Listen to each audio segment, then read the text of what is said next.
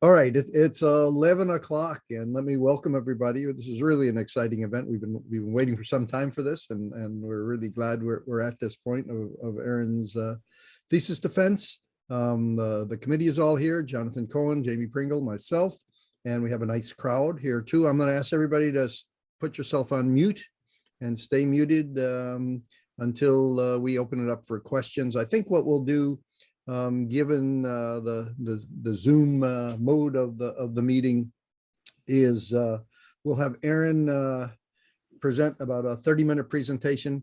I'll then turn to the committee first, I think, just to make sure, particularly because Jamie has a hard deadline, that we at least have one round of questions from the committee. Then we'll open it up to everybody else. And then we can either come back to the committee or the committee can go off and meet. We'll have another Zoom link to meet by ourselves and then come to the final decision. So let me start. Are we supposed to have that Zoom link already, Larry? No, I don't think you do. I think I'm going to send it to you. Will? I sent it to you, Larry, I think.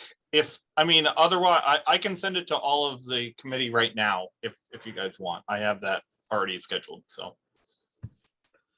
Okay, let me offer a formal introduction to Erin, who needs no introduction, of course. Erin got her undergraduate degree in environmental studies. Is that what it was called?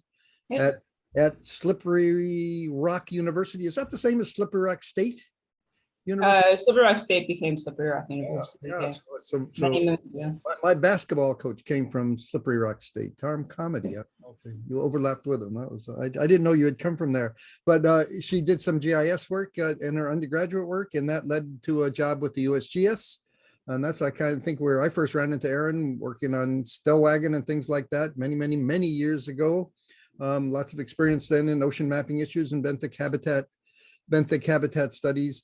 And then Erin went off for 9 years and worked for a little company called QPS, the makers of Fledermaus.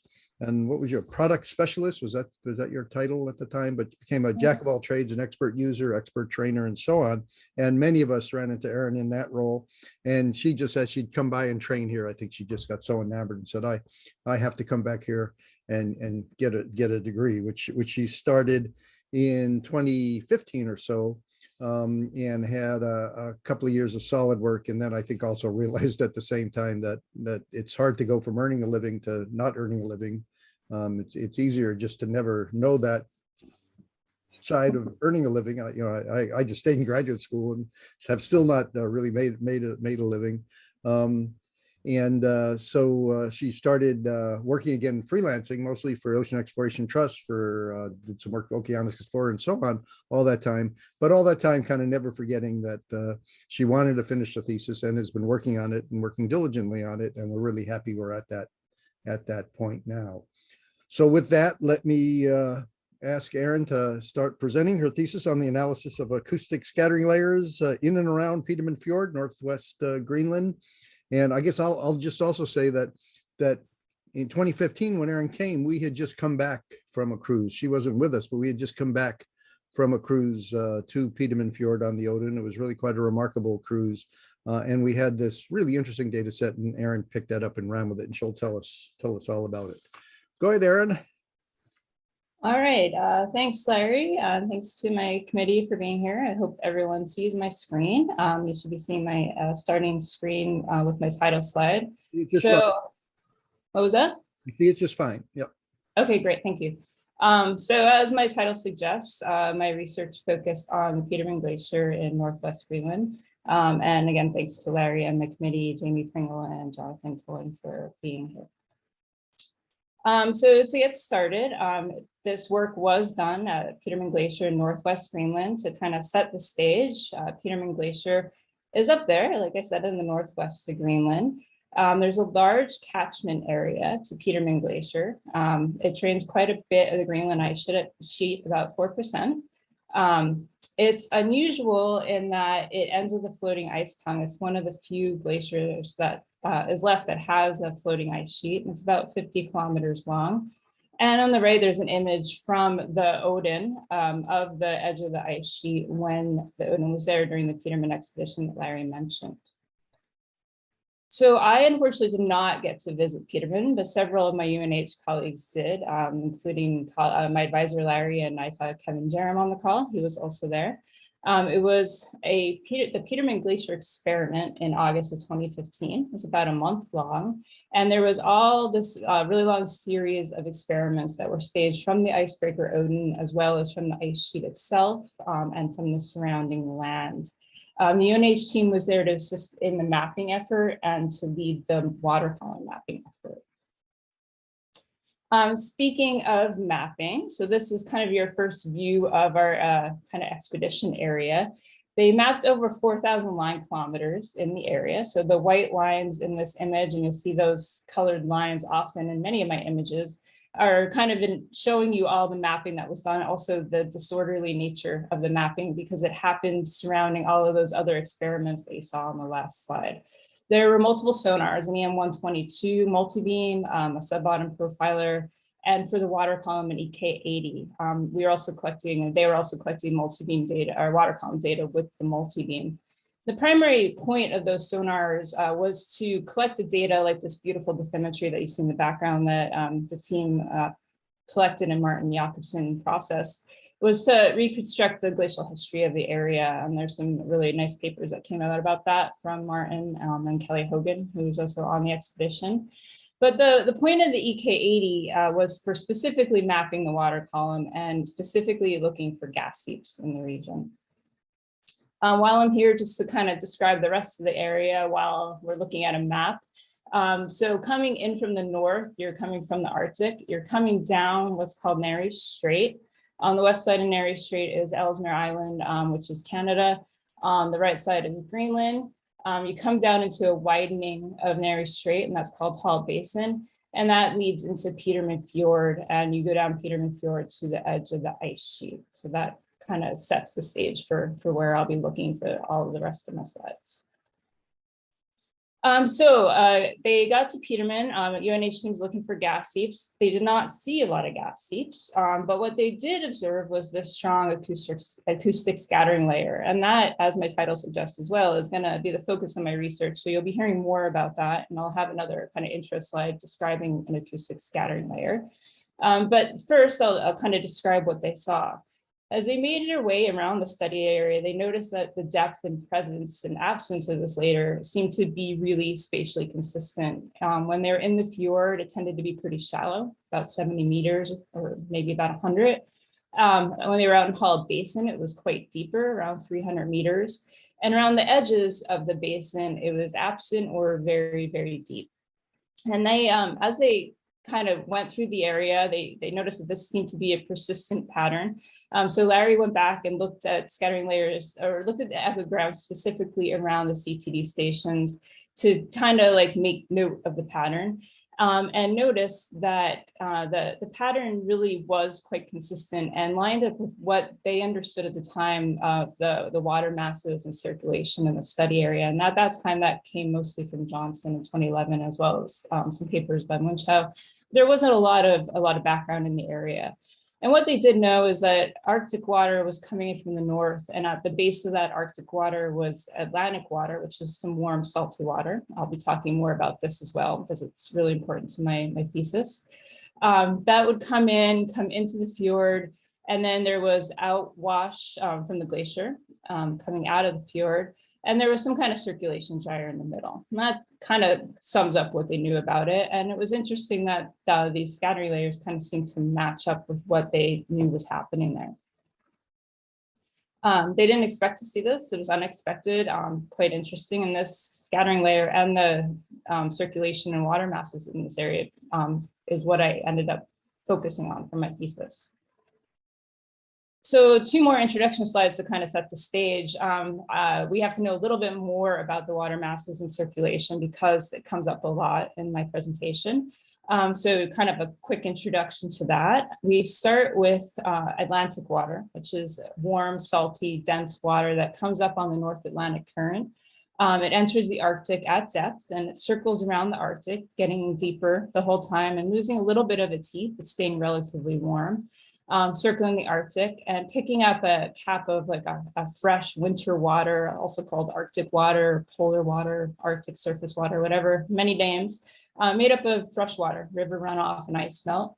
So that's on the top. All of that comes around the Arctic and exits many places, but one of the places that exits is Nares Strait. Comes down Nares Strait down here and comes down to our study area around Petermann Glacier. Then focusing on the Petermann Glacier area that we had just looked at, that Arctic water comes down along the western side of Hall Basin, scoots in, goes in along the western side of the fjord, hits the glacier, interacts with the glacier, causes some increased basal melting, some thinning and calving because it is carrying that warm Atlantic water at the base. Meltwater enters the water mass collection. That all exits the glacier as outflow. And that outflow tends to concentrate in the fjord. And then as it exits the fjord, it exits on the northeast side. And then the meltwater called Petermann Glacier water stays concentrated around 150 to 200 meters and can be found going along the East Coast and also can be found in pretty high concentrations out until the middle of Hall Basin. And all of that information comes from the Petermann Expedition, mostly work by Hughes and also some work by Munchau. And this whole thing that I just described is kind of summarized from many different sources, which you see at the bottom. Oh, and then additionally, there is this kind of circulation gyre at the mouth of the fjord. So things that will come up in my presentation: Atlantic water, winter water, and Petermann Glacier water. They're kind of the three major water masses that we'll be looking at with relationship to the scattering layer. And then a little bit more about scattering layers, because that is the focus of my talk. Scattering layers are so called because they appear as these distinguishable layers of increased intensity. So they, in this echogram at the top, you see the scattering layer in the middle. All of that other stuff you see is all noise, which you'll see a lot of as well. Scattering layers are concentrations of marine organisms, particularly things like zooplankton and fish. So things like krill that you see here, or lanternfish and tophids. And then what people know about scattering layers, if they know anything at all, the general public, is they might have heard that they tend to undertake this vertical migration that's triggered by changing light levels. So on the left, you see kind of a cartoon of that migration. When the sun's up, the scattering layer tends to be low in the water column. As it gets dark, it goes up into the water column. And then as the sun comes back up and you get increased light levels, it goes down. And that's all about evasion of predators. And that's what that looks like in an actual echogram. So you see like this increased scattering in the echogram from the sonar. Part of the population, or all of it, depends, may go up. It comes back down when the sun comes back out. Now, not every scattering layer does this, but this is pretty common. And again, it's related to light levels and it's a means of predator avoidance. So that's what I'm going to be focusing on, that scattering layer and the water column. And so why is this interesting? Well, the whole reason for the Petermann Expedition and why my little side project of the Petermann Expedition is interesting all has to do with sea level rise and climate change. So sea level is rising. It's a major concern with climate change, and the Greenland ice sheet and the glaciers obviously play a major role in sea level rise. There's uncertainty in sea level rise estimates, and a lot of that uncertainty is due to our limited understanding of these remote glacial systems, and including floating ice shelves like Petermann. There's not very much known about them. Getting more data to better understand these systems is really difficult and expensive. They're obviously very remote. And the traditional method that we use to understand these systems, CTDs, are point measurements of conductivity, temperature, and depth. They're relatively sparse information. They come at a very high cost. Whereas things like acoustic records, as you saw from that track line in the image, are continuous.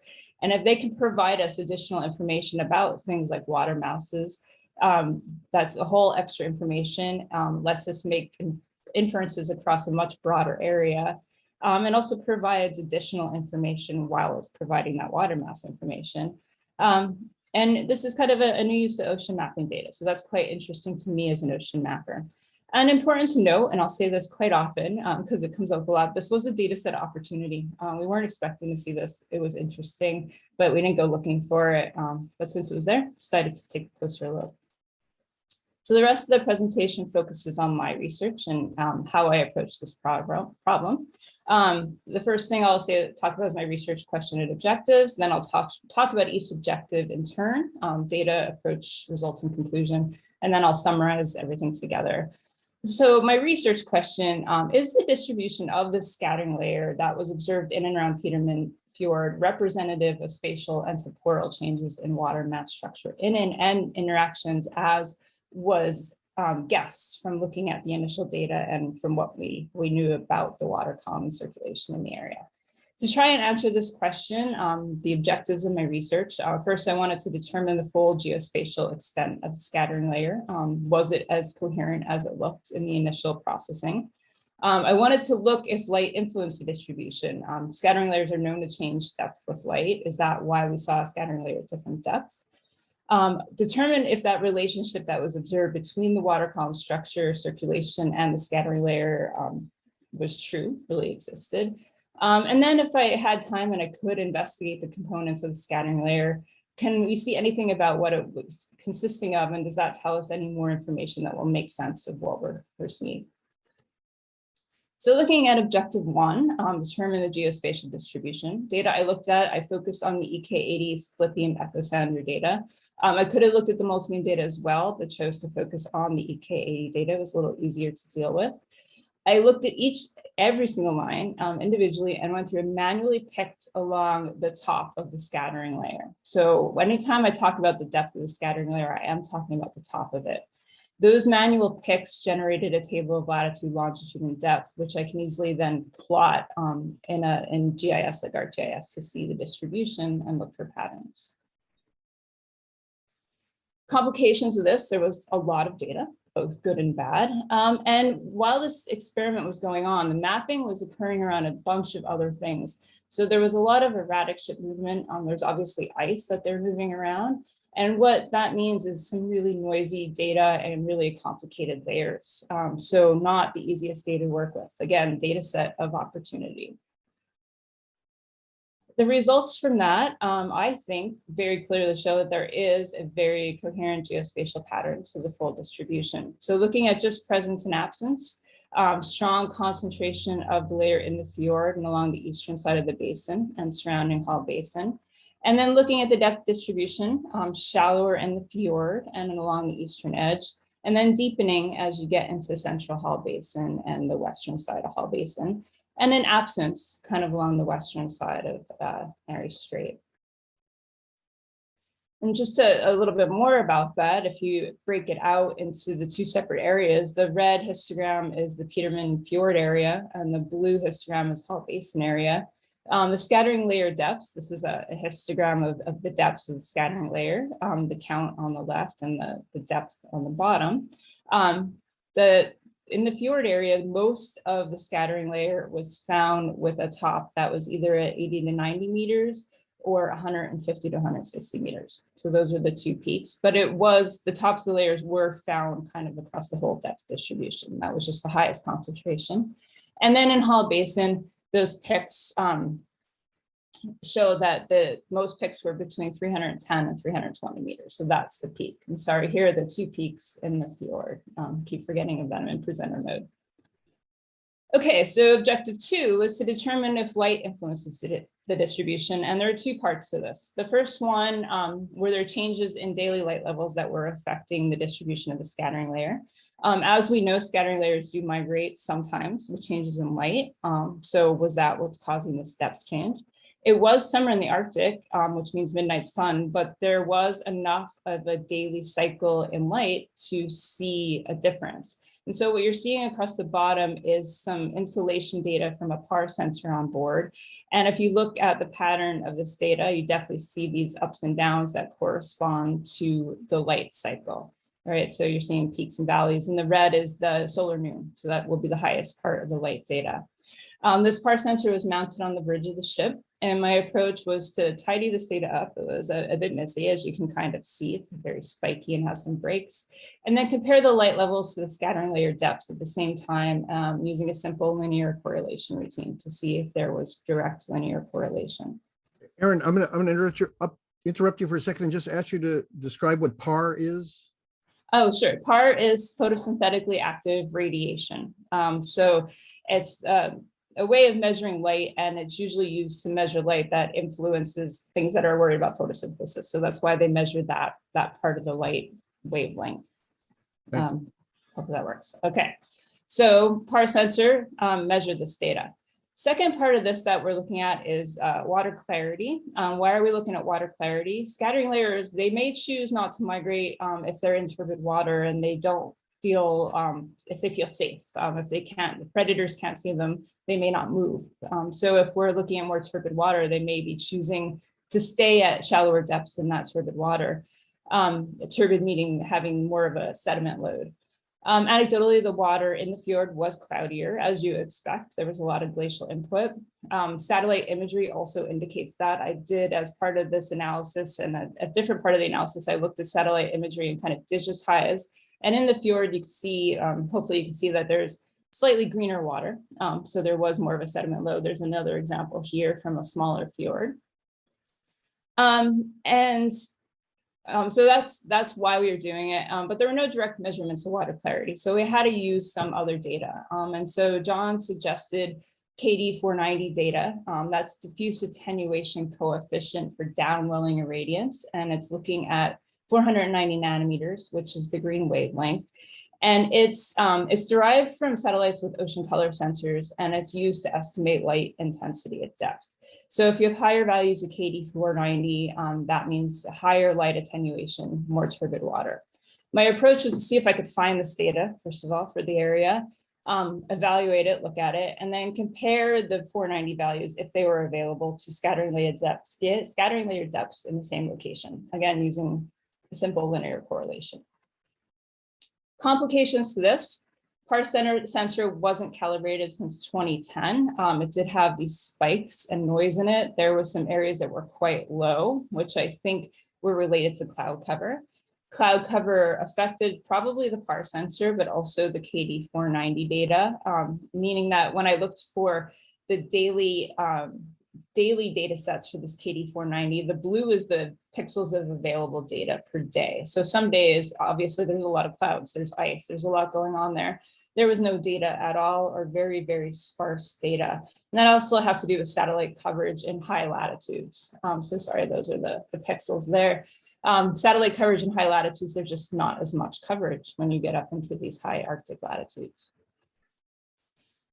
So what did that look like? Results and conclusions. I had to smooth out that PAR data. So I got rid of those spikes. I wasn't interested in those spikes. They were probably due to the ship turning or clouds. So I smoothed them out just to get the kind of daily cycle of light and dark.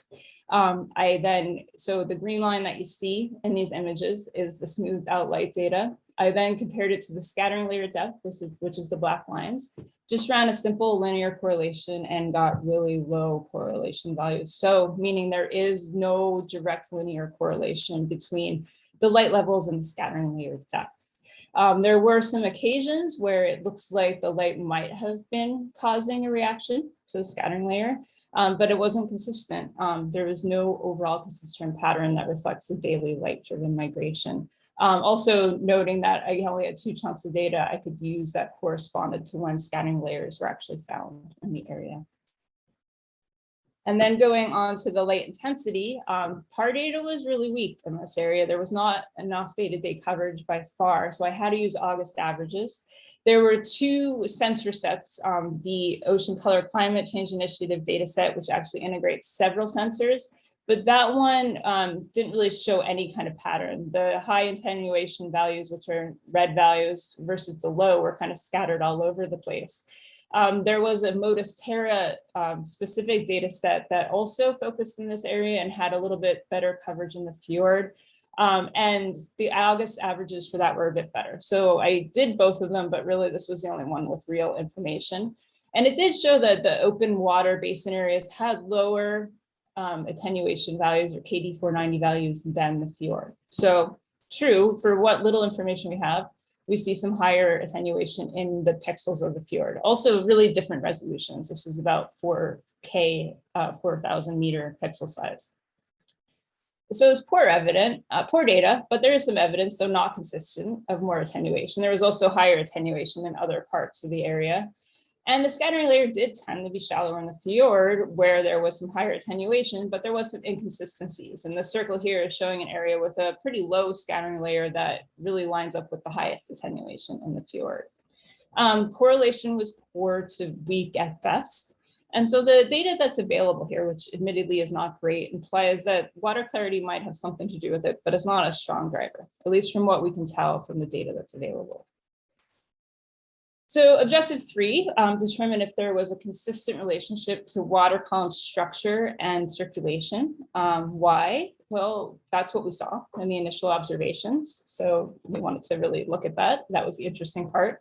And also scattering layers are often found to have a preference for certain water masses. So this wasn't completely unusual. The data I looked at were the CTD stations. There were 46 stations, 44 of them were usable. And my approach was to generate temperature salinity diagrams for the CTD stations.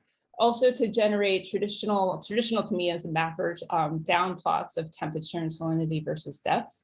To plot the depth of the top of the scattering layer on top of each of those plots, and then overlay them and look for patterns, see if anything kind of popped out in the data.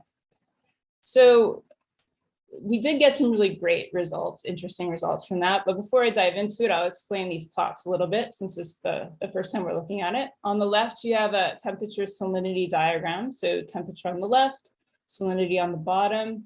It's colored by scattering layer depth when you look at those circles. The initials you see here are the end members. So those are the 3 water masses that I described in the area: the Atlantic water, the winter water, which is that cold surface water, Atlantic water being the deep, dense, salty water, and the Petermann Glacier water, which is the meltwater directly from Petermann Glacier. So the end member for that is way, way down here because it's really, really cold and really, really fresh. And then the black lines are the profiles from the CTD, what you're seeing, and just a restricted portion of them and kind of the area of interest. And then also plotted as the depth of the scattering layer for each of those CTD profiles. And so there's a lot here. That's why you see all the lines and all the circles. And then looking at the second plot, this is a more traditional to me kind of down plot of temperature in red and salinity in blue over depth. So you see the temperature is cold, goes warm, and then cools, or I'm sorry, is warm, goes cold, and then goes warm again. And the salinity starts really low with the fresh water at the top, and then decreases, increases as you get deeper. And that's what we expect with that Atlantic water at the bottom with higher salinity. And so I overlaid all these plots and I did start to see patterns. And the scattering layers started to group themselves into affinities for certain water masses, it appeared, or certain parts of the diagrams. So the first group, what we were calling the homogeneous preference, they had a liking for the deeper, warmer, and saltier part of the water column. The more homogeneous part of the water column, meaning that the temperature and salinity values are really starting to even out and they're not changing very much. So here it is on the temperature salinity diagram, really focused down there by that Atlantic water end member. And on the down plot, forgot to mention the big numbers are just showing you kind of the end values for temperature, for salinity, and for depth for that kind of group that we're looking at. And then the yellow is showing the black lines, which show the scattering layer depth for that group. And the homogeneous group is really focused in the 200 to 500 meter depth, so fairly deep. And then on the right, you're seeing the distribution of where that group fell in the study area as yellow stars, as opposed to the other symbols, which were not that group. So that was group 1. Group 2 is what we call the heterogeneous preference, shallow, colder, and fresher. It liked the top of the water column where things were really changing still with temperature and salinity. That's why we call it heterogeneous. It likes the kind of mixed up area. But that area was the shallower, colder, fresher part too. This is what it looked like on the TS diagram. So in this area where things were changing a lot is where we saw the scattering layer. And it was really concentrated right around 100 meters and above as far as the depth profile. And then on the map, those scattering layers really focused in the fjord. And then finally, the transitional scattering layer, they like it transitional, as the name would imply. And they were right at what's called the nick point. So right where we're getting a pretty big change in this TS diagram from a mixing of winter water, and that shouldn't say WW up there, it should say Atlantic water. Don't know when that happened. A mix of winter water and Atlantic water, and the input of Petermann Glacier water is becoming quite evident as well. And then they didn't really fall anywhere really descriptive on the down plot. They were just around between 100 and 200 meters, and there was just a couple of them. So not much to see there. It was really the TS diagram that made them interesting as far as where they fell in perspective to things. And then where they fell on the map, mostly right around this kind of corner transition point and one in the center of the fjord. So my results and conclusions, the map on the left brings that all together. So blue is the homogeneous, the deep, warm, salty preference. Red is the heterogeneous, the shallow, colder, fresher preference. And orange is transitional. And they really do seem to kind of line up with what, well, first of all, they line up well with my overall depth distribution, in that the red and the orange are kind of focused in the fjord and along the eastern side. And that's where we saw the stronger currents of shallower scattering layers. And the blue is tending to be in Hall Basin in the central and western side. And that's where we tended to see the deeper scattering layers. And it also seems to line up with what we know about the inflow and outflow patterns in the area. There was also a pattern, I think, to where we didn't see scattering layers. So on the left, you're seeing the TS diagrams for the CTDs that did not have a scattering layer associated with them. The top is the restricted range, like you were seeing in the last plots, and the bottom is the full range. And as Celine Hughes noted in her study, this was some of the coldest and most oxygen poor data in the area. You can't see oxygen information here, but it was collected. So that's how she described it. They also all line up on the western edge of Nares Strait. And this is where Munchau noted that some of the strongest outflow current was coming from the Arctic. So within 10 kilometers of Ellesmere Island, there's a really strong current that continues down through Nares Strait. So I think that it's a combination of this fast current and maybe the kind of cold and oxygen poor environment are just providing a bad place for scatterers to live. The water might be moving too fast. They don't want to hang out there. So they're not there. There was also an absence in the center of Hall Basin, which you can see with the lack of white scattering layer points there. And I think that's probably just related to the bathymetric shoals. The map on the right shows you that the bathymetry is a bit shallower there. And I think it's just impinging on their preferred depths, though it could be related to the circulation gyre that's in the mouth of the fjord as well. So summing that all up, I think we did show that there was a really consistent relationship to water column structure and circulation, in that we had this deeper, saltier, warmer preference scatterers, and they were focused in the Arctic outflow fjord inflow on the west side of the basin.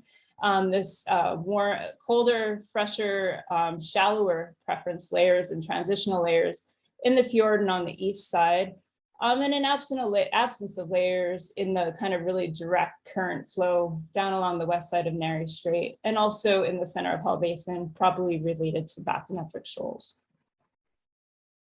And finally, the last objective was investigate the components of the scattering layer. Why? I was curious. It was interesting. And also, to quote one of Larry's early presentations on Petermann Glacier, is helping us understand everything, and as he put it, towards a complete characterization of marine terminating glacier outlet system. And it might just help us understand why they are where they are. So I again looked at the EK80 data. At this point, I was looking at the full bandwidth. It is a 15 to 30 kilohertz wideband system, 16 to 26 kilohertz of that being usable, with the central frequency at 18 kilohertz.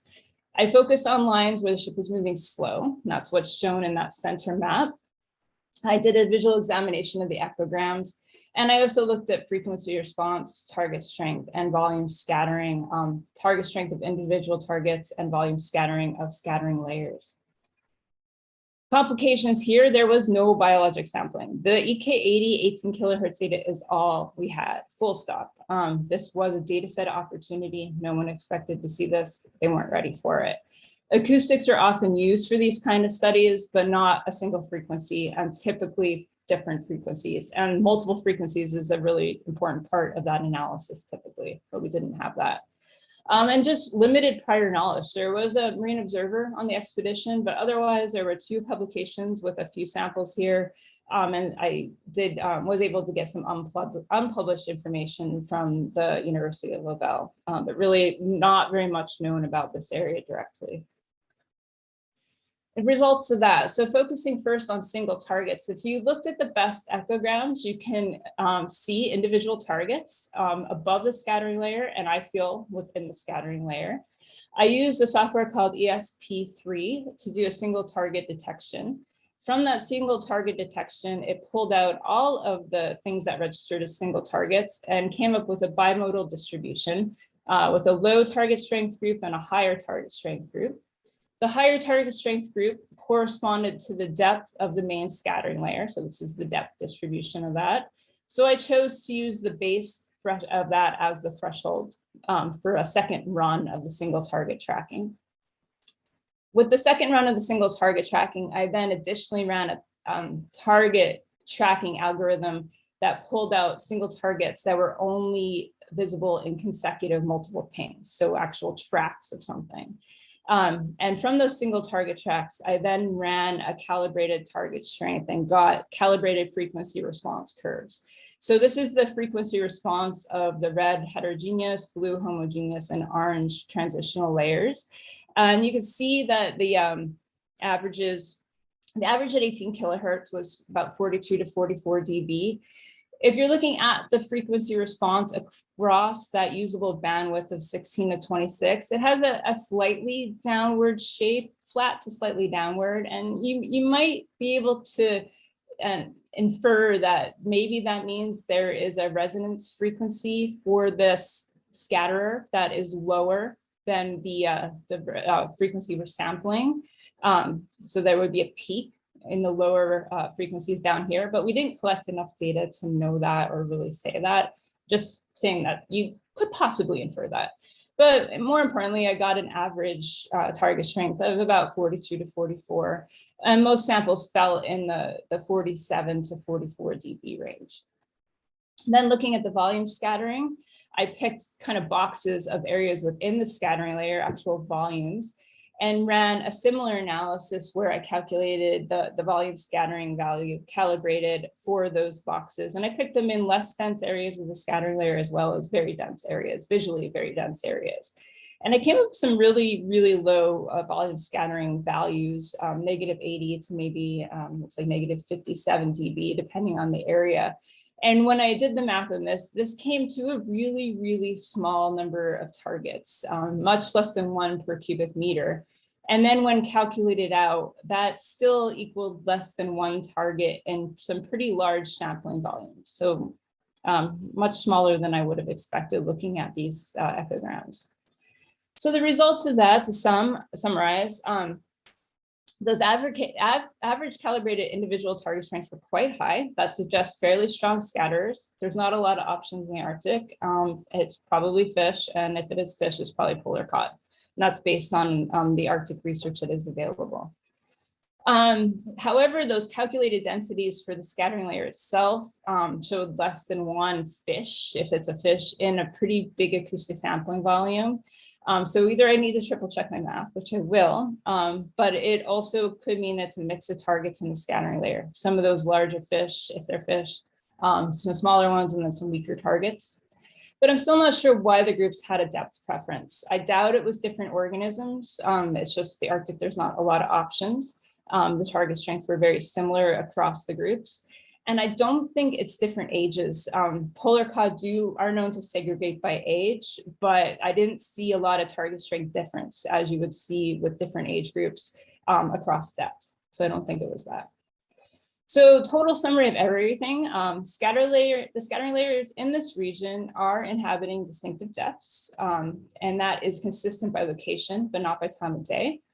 The depths they inhabit at each location might be influenced by light attenuation, but based on the data we have, that relationship isn't strong or consistent. There is, however, a strong and consistent relationship between the scattering layers and the water column structure, and it divides the scattering layer into these distinct groups associated with patterns of the inflowing Atlantic and polar water and outflowing glacially influenced waters. And the regional circulation may also impact where the scattering layer is not.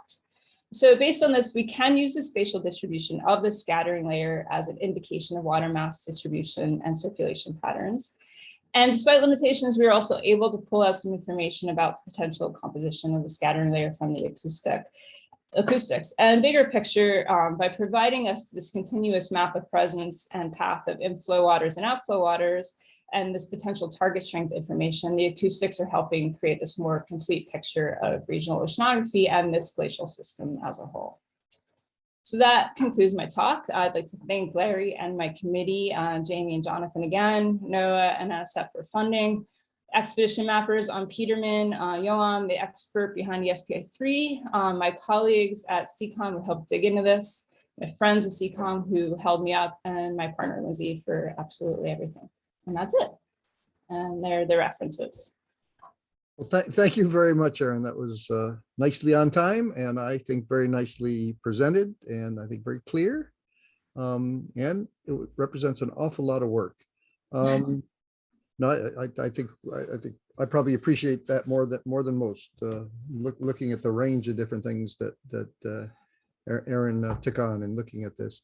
Let's start with Jonathan, who's our visitor from afar, all the way from Delaware. And why don't you start? If you have some questions, we'll go to Jamie, and then we'll open it up to the rest. Sure. So maybe I'll start with two questions and then pass it off. So the first, I think, again, I'll just say it was a great talk, and I think the document as well that you produced, not everyone will have seen that, but I felt like at times I was reading a textbook. I thought it was incredibly clear and incredibly well written. So the first question I have, I think, is related to your picking of the scattering layer depths. So I'm just wondering, could you maybe walk us through a little bit of the issues associated with that, apart from the fact that it took eons of time to do? I mean, are there other ways that people have done that? What are the options, and kind of how did you land where you landed? Sure. Yes. So the issues I encountered, it was my first time really digging into EK80 data. My first time even considering scattering layers. I'm typically a seafloor mapper or seep mapper. So it was new to me. And the data was really noisy, as you would expect in the Arctic. And I think, yes, other people have done this. And I think the approach from somebody with more experience would have been to only look at, from the beginning, only look at the ectograms where the ship was moving slowly. That would have been a good start. It wouldn't have provided us such a full distribution, but it would have went a lot faster. And probably if I looked at that cleaner data, I might have been able to implement some automated algorithms. A lot of people have done some automated picking on this data, usually at different frequencies, but I think I could have adjusted things or done something to do that with the 18 kilohertz.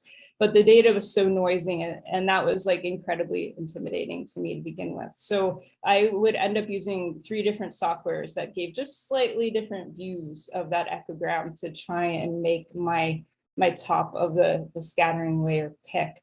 And I did try smoothing the tops a little bit. I tried some different things, but I figured that, coding is not my strong point, and it wasn't the goal of my research. So if I thought I went down trying to clean up and automate that would have became the goal of my research, and that wasn't what I was interested in. So I didn't do that.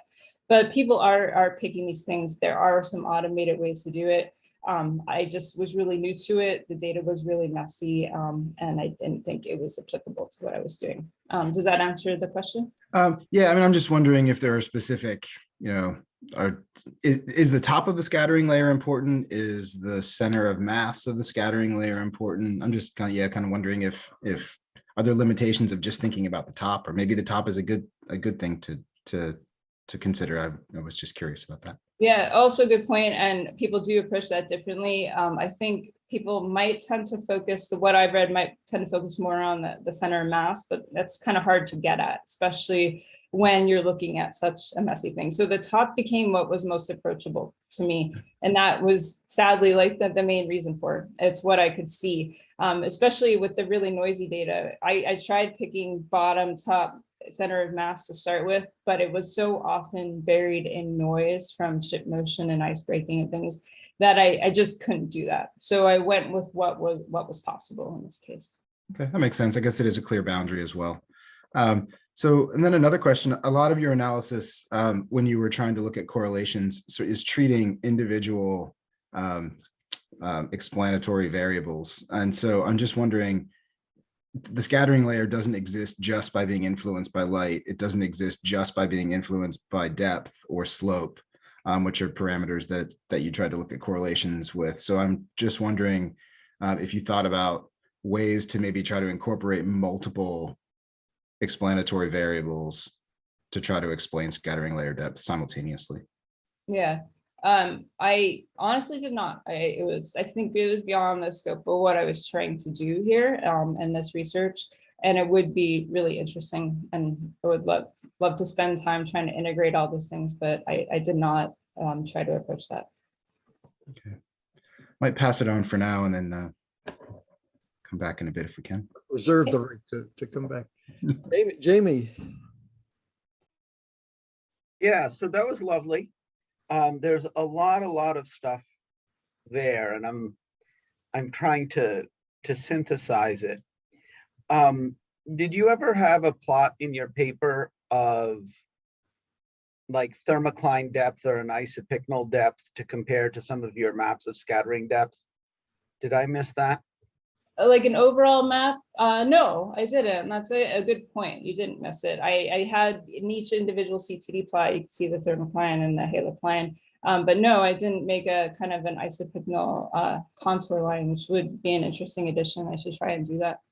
Yeah, I mean, it would, if nothing else, the inflow and outflow nature of the water should show up in just a depth of an isopycnal. Pick some isopycnal that has something to do with stratification.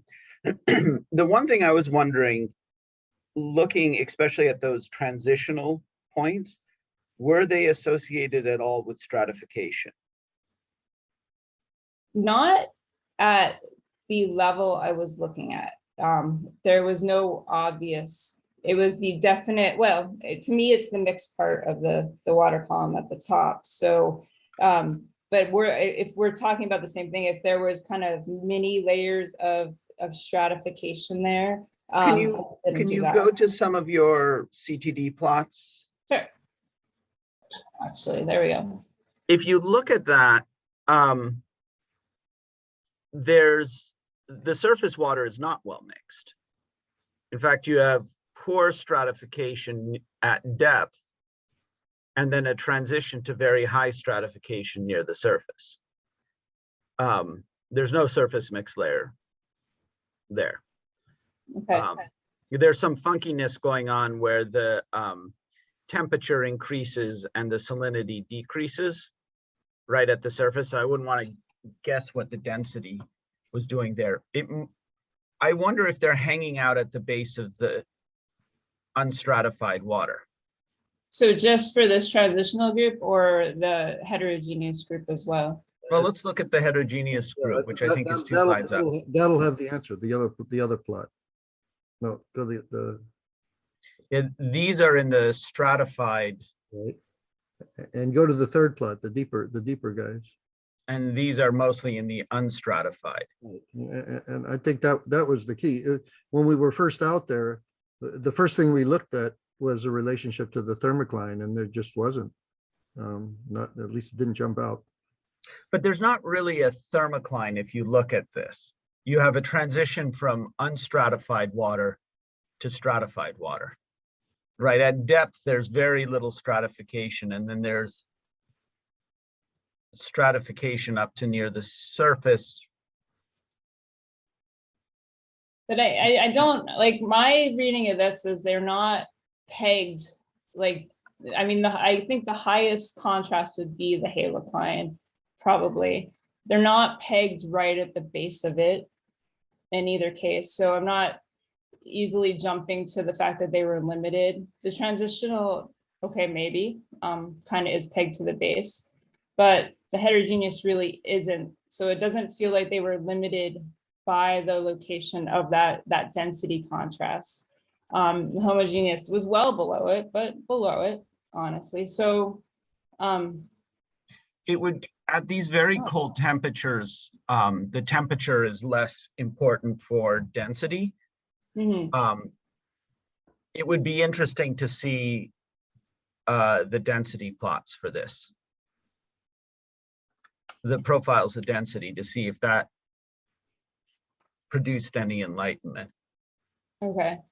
I definitely had the density isobars on the TS diagrams in my appendix, but not really easily presented here. Would there be an easier way to present it to make things more obvious? It depends if there's any, it depends if density makes a difference. I wouldn't necessarily worry about it for right now. I have a hard time figuring out the relative importance of temperature and salinity to density from this Okay. plot. But I was just thinking that y'all keep using the word thermocline and halocline, and that's not really what I see in these plots. In salinity, for instance, I see a continuous region of high salinity gradient, and then at about 100 meters on this plot, low salinity gradient. So there's not a sharp transition in salinity. There's a region where it's changing with depth, and then a region where it's relatively constant with depth. But that, I mean, that change is all happening within like 100 meters at most, but probably more within a band of like maybe 30 to 50 meters. Does that not strike you as a sharp contrast? No, I mean, you see a pretty constant gradient from 100 meters to the surface on this. Okay. Haloclines and thermoclines don't have to exist. And this is an example where that nomenclature just gets in a way of actually seeing what's going on, which is well mixed deep and then stratified at the top. Okay. That's all. I Okay, mean, I have some more ideas, but it's cool work. Jack, I see you have your hand up. Go ahead, Jack. I put a question in the chat when you were showing the first one of these, and Larry encouraged me to go ahead and ask you. And then after this, I have a curiosity question that maybe none of you guys know the answer to, but I'm just interested. But I'm wondering about these end members, the winter water and the Petermann Glacier water. And you said when you first showed this that the Petermann Glacier water was very cold and very salty. I'm sorry, very cold and very fresh. If I said that, I was incorrect. No, I mean, you said very fresh, but right. And that's my point, is if you look at the Petermann Glacier water, has to be saltier than the winter water, the way that it's labeled on this plot. Or am I misunderstanding something? So you don't see the end members of this. They're way off of the plot. The plot's really kind of restricted, focusing on the kind of the area of interest for where things were changing. I have in this one, at least more extensive plot, which shows kind of the edges of it, but you're still not seeing the Petermann Glacier end member. Petermann and Glacier end member, this came from the oceanographers, so Hughes, Chanio, those folks. And the Petermann Glacier end member, it has a heat of like -99. So it's like the latent heat that is possible to melt ice. And it's pure ice melt, so it's completely fresh. So the end member is beyond the scope of this diagram, as my best explanation of this oceanography type plot that came from, and that information came from the oceanographers for the end members. So I didn't make that bit up, Yeah. but That's where that one. Right, but Jack, that's what's confusing me. If you look at that, and if you think that the end member is going to intersect with that line that comes from the WW, Yeah. then the Petermann Glacier is plotting at like 33 salinity units, which doesn't seem super fresh to me. So that's No, what's so- confusing. I can explain this to Jack. Can you go back to slide 22? Sure. So if you look at that Peterson glacial water, that very steep slope it has indicates that where it intersects zero salinity, it's going to have a very negative temperature. And you might Right. ask, how can it have a negative temperature? Because that's the temperature that would be implied by molten water, by ice that melts, but you somehow put all that negative energy into water. So it's a well below freezing water, which it has to be because it's ice plus the latent heat of fusion. So the Peterson, where that the end member of that PGW is at zero salinity, so far to the left, but at a very negative temperature, right? It's not the actual temperature of some liquid water. Okay, It's a thermodynamically consistent what temperature liquid water would have if you manage to super cool it, but release or take up all of the heat of fusion. okay, I guess I'm not completely understanding, but that helps because it's clear that I was misinterpreting the plots, and that's probably why. My other question was, I was really interested in your attempt to use satellite products to get the clarity or the opacity or the transmittance of light into the water column. And I was just wondering if you had any kind of transmissometer on the rosette and had any way to say whether those estimates from the SAS had any merit or not. Because that seems like a really hard measurement to make so far north from those satellites. For sure. And I'm going to say no, but Larry can confirm. The answer is no. There was supposed to be one on board. It never arrived. Again, none of this work was thought about ahead of time. This was an after the fact observation. But as a result of this work and some other work, the SPRS, the Swedish Polar Research Secretariat, now assures that every CTD is going to have some measure of transmissivity on it. An instrument that will measure transmissivity in the water column. Great. And that will, thanks. that having that on will also be helpful because then they'll be able to see the glacial meltwater a bit better. Yeah, exactly. Yeah, it serves many purposes. All right, I'm gonna ask my one question, Erin, and you alluded to it, but you might as well expand on it. Everybody gets so excited about this, and they say, now you got to go back and do it right. What kind of experiment would you do now if you could go back? Tell me all the different things you'd really want to measure and how you do it to really get to the answer. Well, now that I know so much about fisheries, which I knew nothing about before, so any knowledge is new knowledge. I would have a suite of EKs, so multiple frequencies, so that you can do some of the frequency differencing work that people do to differentiate between zooplankton and larger targets. I would have sampling, so some plankton nets and some larger vertical distribution nets would be really nice. A vertical plankton recorder, just because it's cool, would be really nice. They make beautiful images, but not absolutely required. And then obviously some basic water clarity stuff. So the transmissometer sounds really great, but even just a Secudis observation or two would have helped a little bit.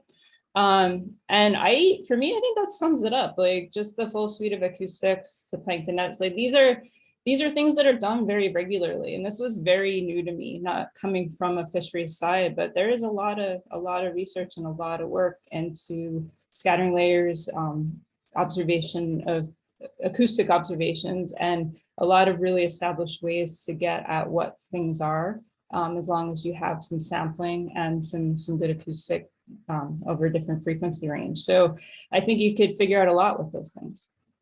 Yeah, and one of the problems you had though was the vessel noise. Sure. What would you try to do to address that?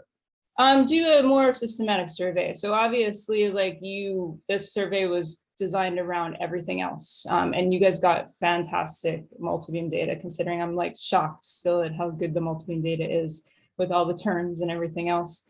But doing a systematic survey, if you were really designing a survey for this, you would run really slow transects. You wouldn't make a lot of turns. So that would really reduce a lot of the vessel noise. And the little bit that was left would probably be more easily dealt with by some really normal algorithms. There were some algorithms in the ESP3 software to remove that kind of noise.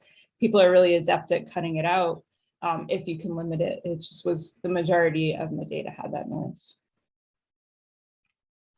Great. Okay, and let me just ask one final one. Well, let me make a comment though that again the SPRS has learned a lesson, and so now they try to make each cruise up there. So if you remember the next one we went on the Ryder, they try to ensure that it has a fisheries component too and a biological component. And we were going up there as geophysicists, and it just wasn't part of the program.